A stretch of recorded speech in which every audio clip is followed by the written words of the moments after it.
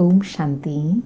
आज 12 मई 2026 के प्यारे बाप दादा के अनमोल मधुर महावाक्य हैं। आज की मुरली के सार में बाबा ने वायदे का गीत स्मृति में दिलाते कहा कि गाते हैं न वह हमसे जुदा होंगे, न उल्फत दिल से निकलेंगी। तो बाबा कहे यह ब्रह्मा मुख वंशावली ब्राह्मण कुलभूषण बाप से प्रतिज्ञा करते हैं, क्योंकि उनकी प्रीत एक बाप से जुटी हुई है। तुम बच्चे अभी जानते हो विनाश का समय है। जितना बाप से प्रीत रखेंगे, याद में रहेंगे, उतना ऊंच पद पाएंगे। बाबा ने समझाया है, बाबा की याद से ही तुम्हारे विकर्मों का बोझा भस्म होगा। और कहा अंतिम समय है, इसलिए बाप कहते हैं विनाश काले प्रीत बुद्धि बनना है। विनाश काले प्रीत बुद्धि ही विजयंती होते हैं, विपरीत बुद्धि फिर विनाश को पाते हैं। बाबा एकदम क्लियर कर समझाते हैं, एक बाप से प्रीत बुद्धि बनना है। फिर और साथ में अंडरलाइन कराते कहा कि शिव बाबा कहते हैं विनाश काले प्रीत बुद्धि बनो। यह तुम्हारा अंतिम जन्म है। इसमें अगर तुम प्रीत नहीं रखते तो फिर पद नहीं मिलेगा। सच्चे दिल पर साहेब राजी हो जाते हैं। दर्दीच ऋषि मिसल सेवा में हड्डियाँ देनी है। दिल जिगर से सेवा करनी है, एक बाप को याद करना है। फिर स्मृति दिलाई, बाबा कहते हैं मुझे कहते ही है सत्यम शिवम सुंदरम। मैं तुम्हें सत्य ही सत्य बताता हूँ। परमात्मा को सर्वव्यापी कहना सत्य नहीं है। तुमको यह पहली मुख्य बात सबको समझानी है। बाप को कहा जाता है ज्ञान का सागर, नॉलेजफुल, मर्सीफुल। सबको सत्य बाप का सत्य परिचय देना है। और साथ में अंडरलाइन कराया कि जो अपना कल्याण नहीं करना जानते हैं वह दूसरों का कल्याण कैसे करेंगे।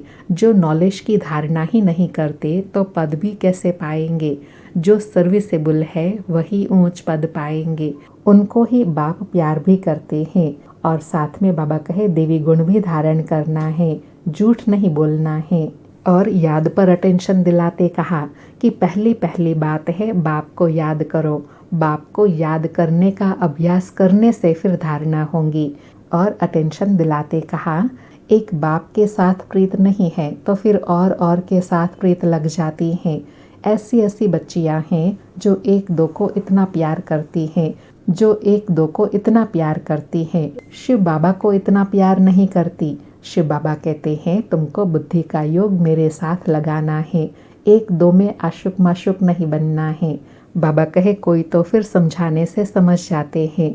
जिनकी तकदीर में है वह समझ जाते हैं, जिनकी तकदीर में नहीं है फिर समझते भी नहीं है, सर्विस भी नहीं करते हैं।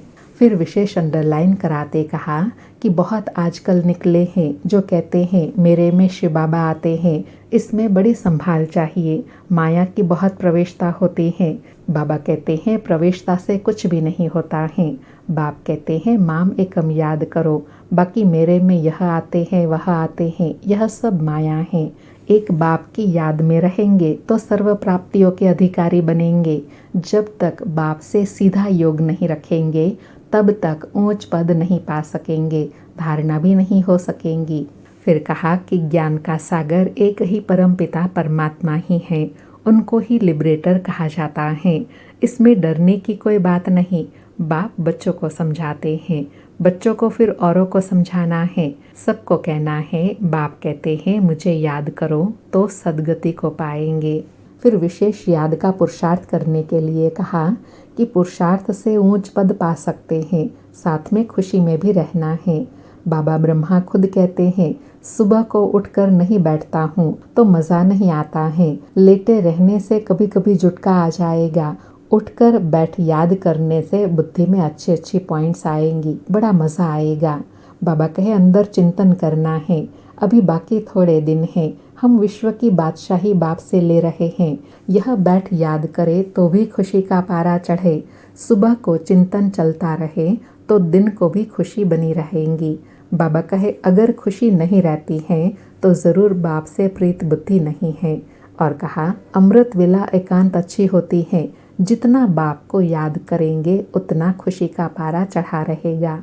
बाप से वर्षा लेने के लिए मनसा वाचा कर्मणा सर्विस करनी है। इसी रूहानी सर्विस में यह अंतिम जन्म व्यतीत करना है। बाबा कहे अगर दुनियावी बातों में लग गए तो फिर सर्विस कब करेंगे, कल कल करते मर जाएंगे, फिर स्वर्ग में ऊंच पद नहीं पाएंगे। और लास्ट में कहा, तुमको प्रदर्शनी में भी समझाना है कि हम अपनी कमाई से, अपने ही तन मन धन से अपना राज्य स्थापन कर रहे हैं। समझाना है हम किसी से मांगते नहीं हैं, ज़रूरत ही नहीं है, क्योंकि ढेर के ढेर भाई बहनें हैं, सब इकट्ठे होकर राजधानी स्थापन करते हैं। और विशेष बात बताते कहा कि समझाना है कि तुम करोड़ों इकट्ठा कर अपना विनाश करते हो, हम पाई पाई इकट्ठा कर विश्व का मालिक बनते हैं। कितनी वंडरफुल बात है। सुनते हैं प्यारे बाप दादा के अनमोल मधुर महावाक्य।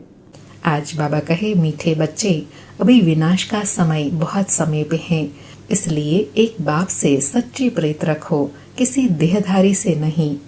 आज मुरली से प्रश्न है, जिन बच्चों की सच्ची प्रीत एक बाप से होंगी, उनकी निशानी क्या होंगी? उत्तर में बाबा ने सच्ची प्रीत वाले बच्चों की 6 निशानियां बताई। पहला बताया कि उनका बुद्धि योग किसी भी देहधारी की तरफ जा नहीं सकता, वह आपस में एक दो के आशुक माशुक नहीं बनेंगे। दूसरा, जिनकी सच्ची प्रीत है वह सदा विजयी बनते हैं।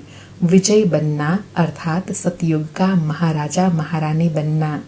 तीसरा, प्रीत बुद्धि सदा बाप के साथ सच्चे रहते हैं, कुछ भी छिपा नहीं सकते।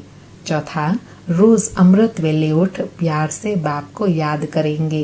पांचवा, दर्दीची ऋषि की तरह सर्विस में हड्डियां देंगे। छठी निशानी है, उनकी बुद्धि दुनियावी बातों में भटक नहीं सकती। आज मुरली में गीत बजा, न वह हमसे जुदा होंगे। सारी मुरली से धारणा के लिए सार है। पहला पॉइंट, अमृत वेले एकांत में बैठ बाप को प्यार से याद करना है, दुनियावी बातों को छोड़ ईश्वरीय सेवा में लग जाना है। दूसरा पॉइंट, बाप से सच्ची दिल रखनी है, आपस में एक दो के आशुक माशुक नहीं बनना है, प्रीत एक बाप से जोड़नी है, देहधारियों से नहीं। आज बाबा का वरदान है, सर्व शक्तियों की संपत्ति से संपन्न बन, दाता बनने वाले विधाता वरदाता भव। सर्व शक्तियों की संपत्ति से संपन्न बन, दाता बनने वाले विधाता वरदाता भव। स्पष्टीकरण है, जो बच्चे सर्वशक्तियों के संपत्तिवान हैं, वह संपन्न और संपूर्ण स्थिति के समीपता का अनुभव करते हैं। उनमें कोई भी भगत पने के व भिखारीपन के संस्कार इमर्ज नहीं होते। बाप की मदद चाहिए, आशीर्वाद चाहिए, सहयोग चाहिए, शक्ति चाहिए। यह चाहिए शब्द दाता विधाता वरदाता बच्चों के आगे शोभता ही नहीं। वे तो विश्व की हर आत्मा को कुछ न कुछ दान व वरदान देने वाले होते हैं। कौन? जो दाता विधाता और वरदाता आत्मा है, वह कभी चाहिए चाहिए नहीं करेंगे, क्योंकि जो आत्मा संपूर्ण स्थिति के नजदीक है, वह सर्व को गुणों और शक्तियों का दान करते रहेंगे, कभी चाहिए चाहिए नहीं करेंगे। आज का स्लोगन है, हर आत्मा को कोई न कोई प्राप्ति कराने वाले वचन ही सतवचन है। आज के अव्यक्त इशारे हैं, सदा अचल अडोल एक रस स्थिति का अनुभव करो। आज अनुभव करने के लिए कहा कि कितना भी कोई हिलावे, लेकिन आप अचल रहो। परिस्थिति श्रेष्ठ है या स्वस्थिति श्रेष्ठ है? कभी परिस्थिति वार तो नहीं कर लेती है। सोचो कि ये परिस्थिति पावरफुल है व स्वस्थिति पावरफुल है, तो इस स्मृति से कमजोर से शक्तिशाली बन जाएंगे। जैसे आप तपस्वी एक रस स्थिति में एकाग्र होते हो, तो हठ योगी भी एक टांग पर खड़े हो जाते हैं। तो कहाँ एक रस स्थिति और कहाँ एक टांग पर स्थित रहना, फर्क हो गया ना। आज बाबा ने अचल अडोल एक रस स्थिति बनाने के लिए स्मृति दिलाई कि सोचो परिस्थिति पावरफुल है या स्वस्थिति पावरफुल है। जब यह स्मृति सदा रहेंगी कि स्वस्थिति परिस्थिति को झुका सकती है, जब यह श्रेष्ठ स्वमान सदा स्मृति में रहेगा, तो शक्तिशाली एक रस स्थिति का अनुभव करेंगे। अच्छा, ओम शांति। शुक्रिया बाबा, शुक्रिया।